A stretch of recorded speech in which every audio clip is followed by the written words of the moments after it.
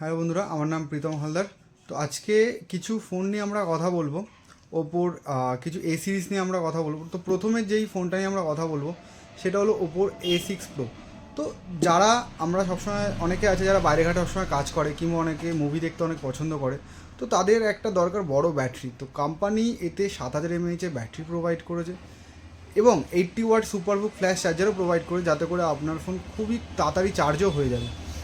এবং এরপর যে প্রোডাক্টটা আছে সেটা হচ্ছে ওপোর A6 বলে একটা মডেল।